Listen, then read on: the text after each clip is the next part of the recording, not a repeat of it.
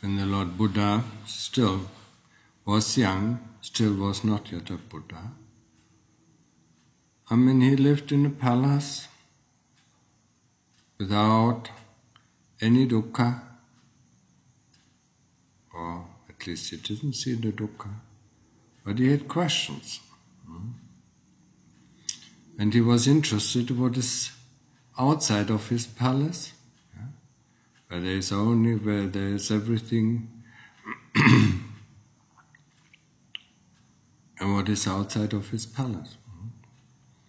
And then he saw the 4 signs when one day he went out. He saw sick people, he saw dead people, he saw old age, and then he saw a samana, a recluse. And that formed his mind to go out, because when he saw old age, what he has not seen in the palace before, when he saw death, that he has not seen in the palace before, because it was hidden from him. He asked, do I have to get old? Do I have to die? And what is it? Is there a way out? Out of death? Out of old age? And when he saw the recluse, then he thought, maybe I try this way. And then he decided to go, become a samana, and try to find the path to the end of all this dukkha, to the end of all this suffering, to the end of all of birth and death. And once he found it, he started to teach the recluses that were with him about the 4 Noble Truths. The first truth of dukkha. There is dukkha. The mind is restless. The body is born. The body gets old. The body is sick. And the body dies. Old age, death, birth, they are all full of dukkha. Every day we do have this dukkha. We are tired, so we go to sleep. All our day, all our life, we try to avoid this dukkha. When we are hungry, that is dukkha, we eat. When we are thirsty, that is dukkha, we drink. When we are tired or sleepy, then we sleep.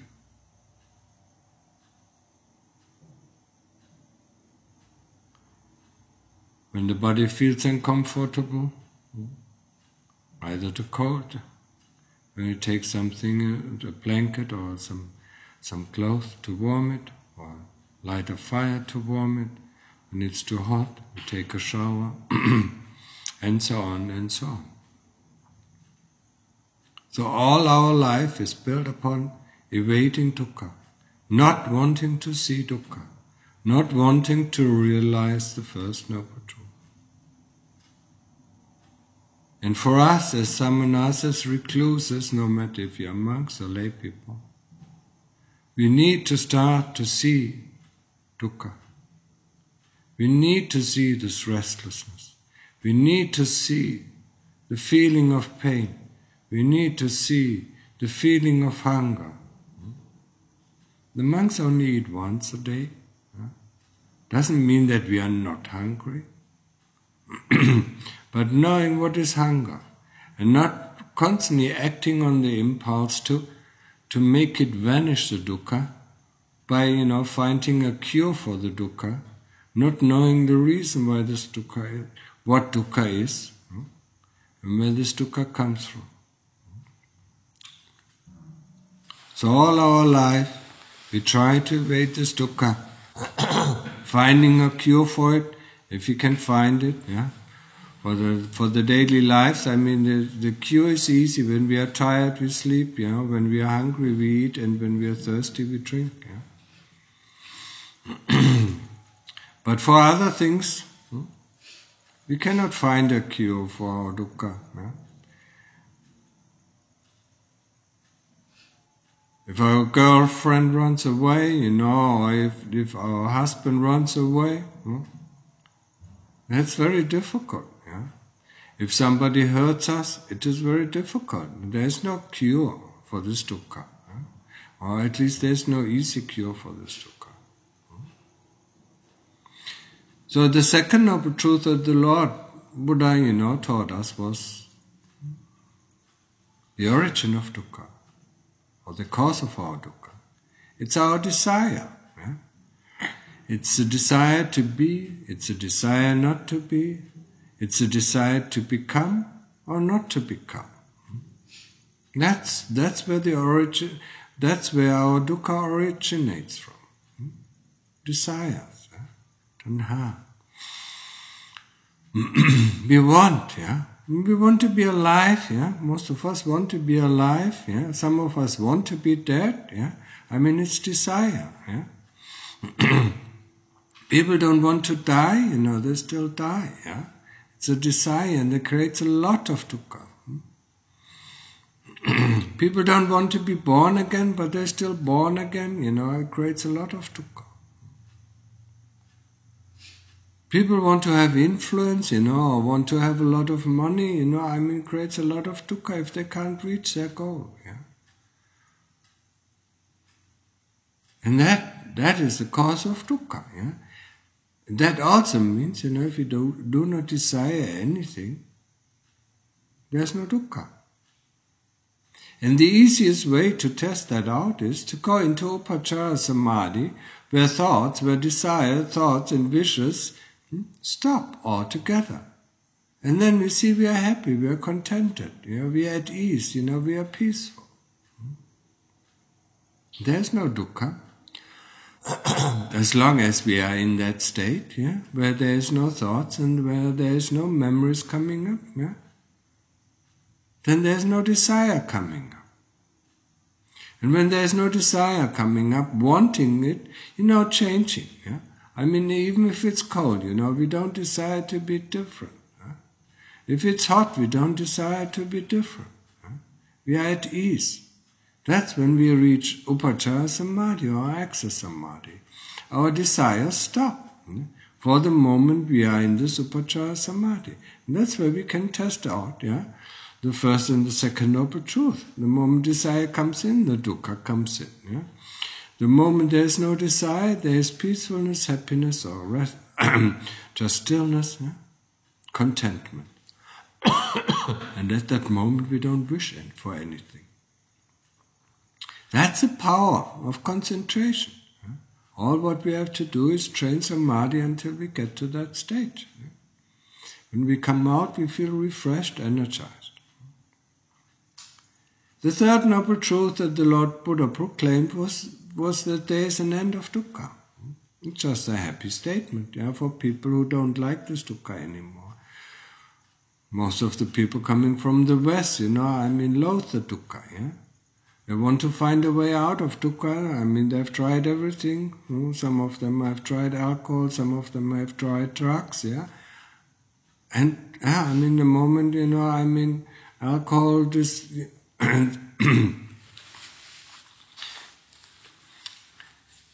the drunkenness disappears, the dukkha comes back. The moment, our state of happiness coming from drugs, disappears, we are back to dukkha, and even worse, most of the time. So we tried it out, we see that there's no end of dukkha, by worldly means. So knowing the third noble truth, that there's an end of dukkha, can make us happy. And the fourth noble truth is the path that leads to the end of dukkha. And the path that leads to the end of dukkha is comprised of 3 columns. The first column is sila, the morality or virtue. The first one is not harming any living being. The second one, not to take what is not given. The full rule sounds, I train myself not to take what is not given. I train myself not to harm any living being. The third one is no sexual misconduct. Not using somebody for one's sexual pleasures, if there is no consent. So outside of the marriage, that is sexual misconduct. Outside of a relationship is sexual misconduct. Using somebody, that is inferior to us is sexual misconduct.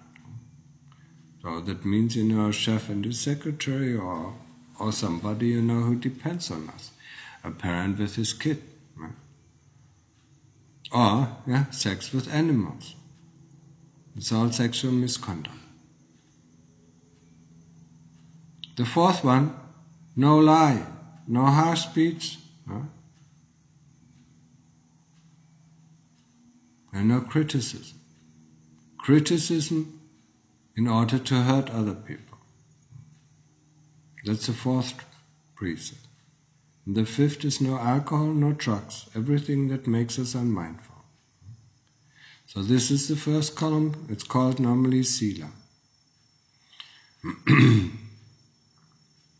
So we keep that. Before we even start practicing, we start keeping that.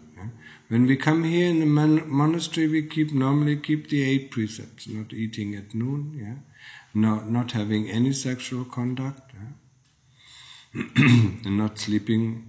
Not sleeping on high beds, are not wearing ornaments and going to shows, and not sleeping on high beds, or comfortable bed. These are the 8 precepts when you come to this monastery that we keep.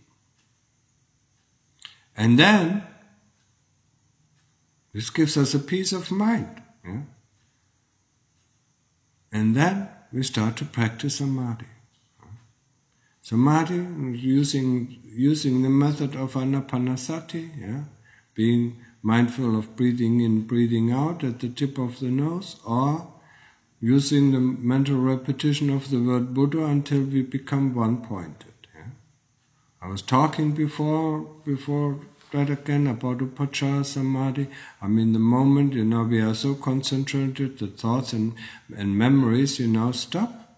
Then we feel at ease, then we feel at peace, or we feel happy, we feel contented. And that's the whole idea of this training of samadhi. To find a place where we can sleep, to find a place where the chitta can rest, not the body can sleep, where the chitta can rest, in order to do the work. And the third column is doing the work, is developing wisdom. There's another stage of samadhi that is called appana samadhi. If you go and concentrate on, until everything, verges into one point. It's called one-pointedness. Or this experiences where subject and object merges into one point is called also privy of Nibbana. It's called that what we want to achieve with the path that leads to the end of dukkha. The path that leads to the end of dukkha normally is described as Nibbana. And if we want to have a preview, all what we need to do is concentrate our mind on one point, not to let go of it, always bring it back, no matter what, we have to be extremely patient, always when the mind goes out, bring it back to the Buddha or bring it back to the breath, until we reach a state of concentration. And then when we reach a state of concentration, then we observe the breath or we observe the Buddha. We observe the quality of the breath or the quality of the Buddha. Is the Buddha fast? Is it slow? Is it deep? Is it shallow? And so on. Is the breath, is the breath rough or smooth or subtle, or is the in-breath longer? Is the in-breath shorter? These are the qualities that develops the sati that we need. We need the sati for doing the investigation. And through the practice of samadhi, we develop the sati, through the knowingness of the citta that knows about the object that we observe. And concentration is, bringing, sticking at one point, and always bringing the mind back to this one point until it sticks, until it sticks like a magnet. It doesn't want to move out anymore. That's when we really reach concentration. And then, more or less, then we have to develop the sati, the knowingness about the quality of the Buddha, the quality about the breath. Until the knowingness and the concentration that in the beginning are at one point, when the sati falls back and the knowingness falls back into the heart where it comes from, and the concentration still sticks to the Buddha or still sticks to the point. That's where it separates, and that's where we normally reach Upacara Samadhi. And then we go on, and then it becomes more difficult because it becomes more and more subtle. Then we see all the things that are going on in the citta. Once the sati has returned to the citta and we observe what is going on in the citta, we see the desires, always the citta wanting to go out, wanting to go out to the sensations, It loves to go out to the feelings, and then that's where our meditation practice stops, We shouldn't let the citta go out, We have to bring it back to the one point, Not going into the feelings, not going into the sensations, not going into what we hear, the sounds. Just always bring it back, back to the point of concentration, back to the Buddha, back to the breath. Until it all stops, until it all falters into one point. And this experience is, you can't other describe it as the first wonder of practice. When everything disappears. The whole world disappears. Just like it has never existed at all. We fall, we might think, we fall in a black hole. Nothing is there. There's no sound, there's no body, there's no feeling at all. There's no sensation, there are no phenomena. The only thing, that we can say about it is there is knowingness, but this knowingness, in this case, it's a pure knowingness, it doesn't know any object. That's a preview of Nibbana. And all what we need to do is just stick to the one point.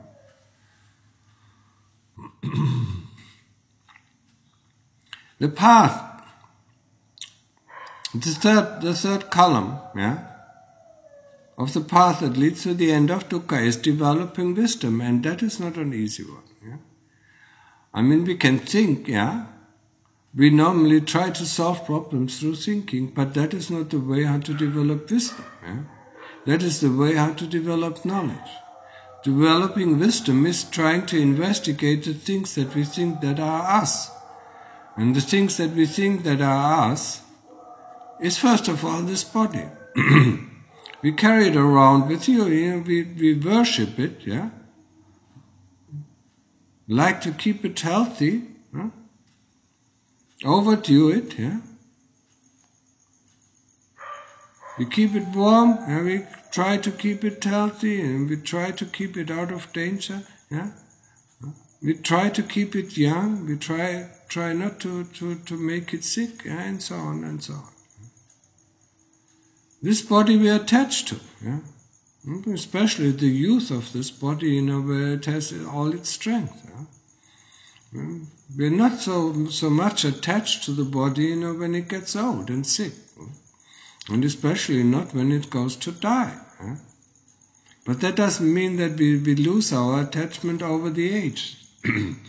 No, when we get older, we think about the young body. Yeah? What we missed in this life, what we want to do in the next life, and so on. Yeah? The attachment to the body is the strongest attachment that we have. Yeah? And it's the first of the khandhas that we believe it is us. Yeah? So we have to understand that, yeah? So we have to destroy the illusion that this body is us.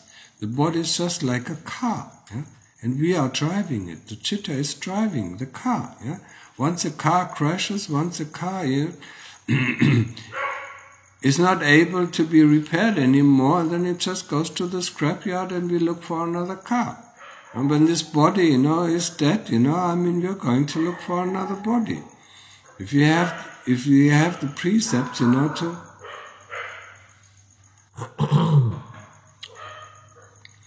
if you have kept the precepts, yeah, to get another body. If we haven't kept the precepts, we will go down, yeah. We will become animals, just like the dogs, that you hear, yeah? Constantly barking at something.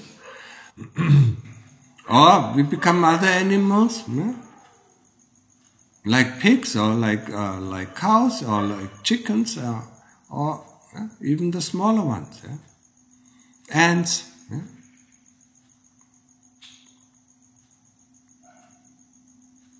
That is one way. That is one realm that we can go into. Yeah? That depends on our karma. Yeah? It depends on if you have harmed beings. Yeah? If you have harmed animals. Yeah? If you have harmed animals, then we probably have to go to the animal realm. Or we can go to the ghost realm, or the hungry ghost realm, or the demon realm, or the hell realm. Yeah? Most of the breaks within our precepts lead us to the hell realm.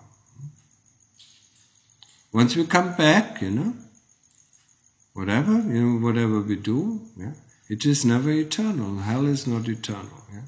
Heaven is also not eternal. And then we come back, yeah. Mostly come back first as a ghost, before we become a human being again.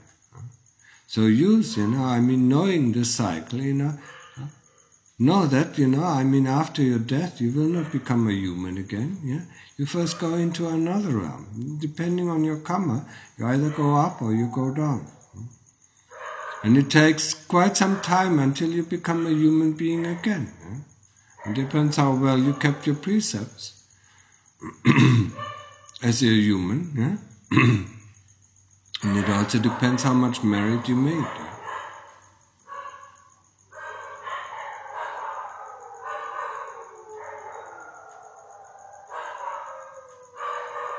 So use the time well while you are a human being, don't dilly-dally around, Don't say, I will do it in next year, I will do it in 5 years, yeah? Or, yeah. When I get old, when I can't move anymore, then I will practice very, very hard. Yeah? No, you don't know if you die tonight. Yeah? We don't know if you're still alive tomorrow, yeah? Or next month, or next year. Yeah? So start, if you're interested to get out of dukkha,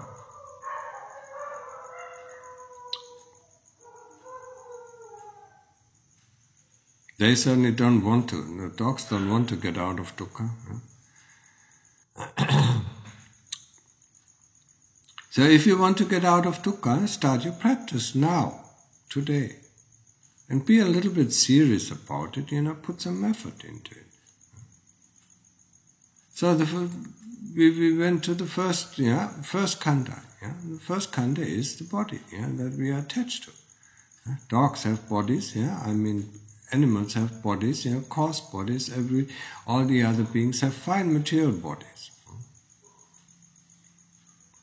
The second of it is feeling, that we believe we are our feelings. If we feel good, we say, I feel good, if I feel bad, then I say, I feel bad, if there's a doubt, then we say, I doubt, If there's fear, then I say, I'm afraid, We constantly attached to these feelings that arise and cease, We have no control over these feelings, just like we have no control over this body, if it is sick, we cannot make it healthy, We can hope that we can go to the doctor, that hopefully makes us healthy again, but that's not up to us, Because it doesn't belong to us.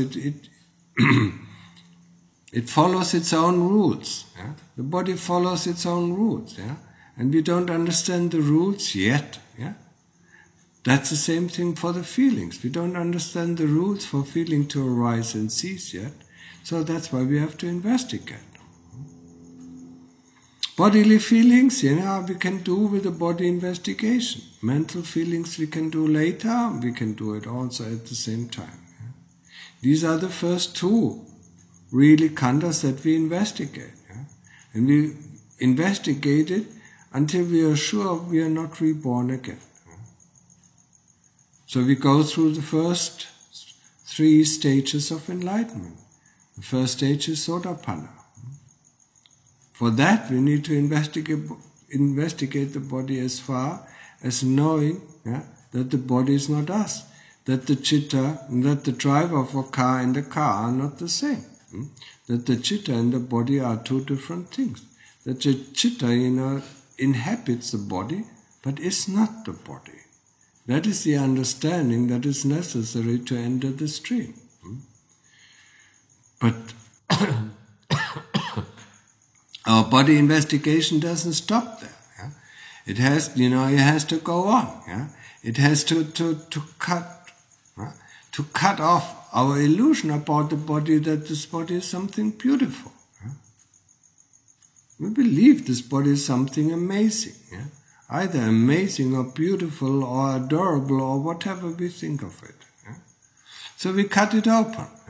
We look at the 32 parts of the body, we cut it open, we see, the mess, in order to get, in order to understand the true nature of the body. Once you open the body up, you don't want to have this body. You instantly close it back down, and then make it beautiful again, put some clothes on, to make it more beautiful.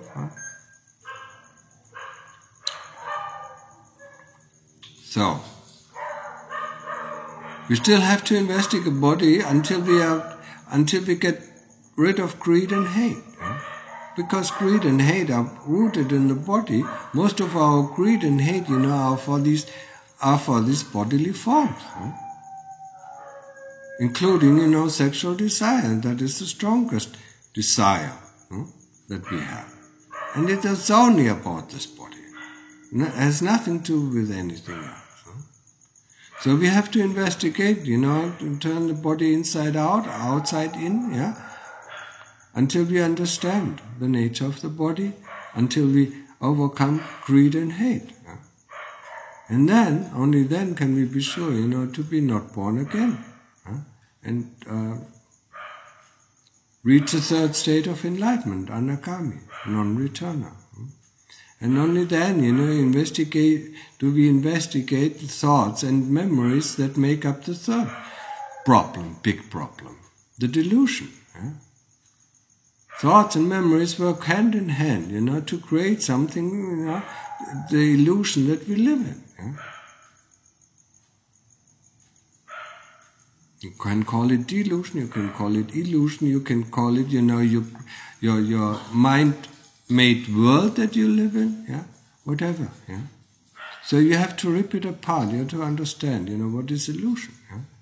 And after you get rid of illusion, yeah, you can you can tackle avijja, the master of this universe. Yeah? Avijja padaya sankhara. Avijja is the condition that all of the phenomena, no matter what kind of phenomena arise. Yeah? Once avijja is gone, and then you're finished. That is the end of dukkha. There's no more dukkha.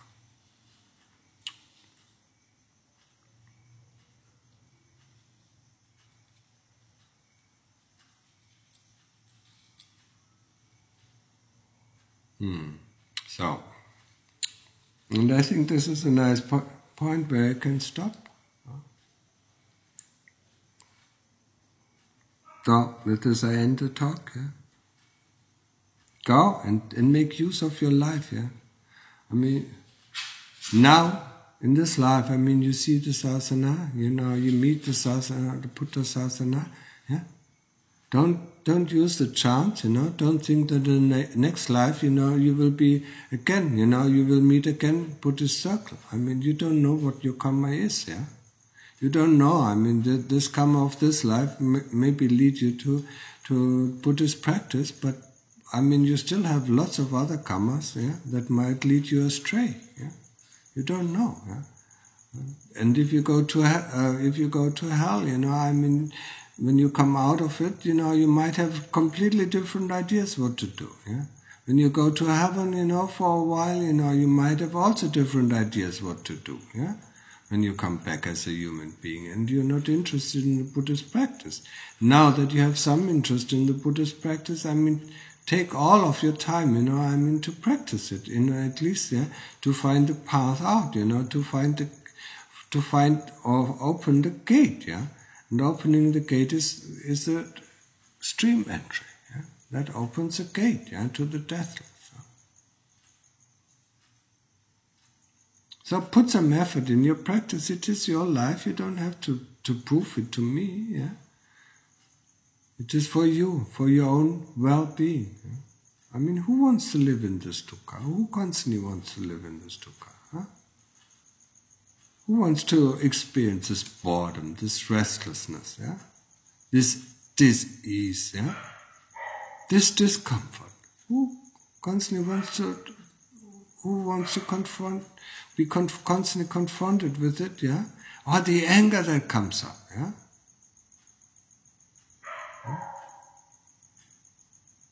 Or the greed that comes up. Yeah? We all have to face it, But there's a way out of this. Yeah? And it's up to you if you make it. It's up to you how much effort you put into it. The more effort you put into it, the faster you will resolve it.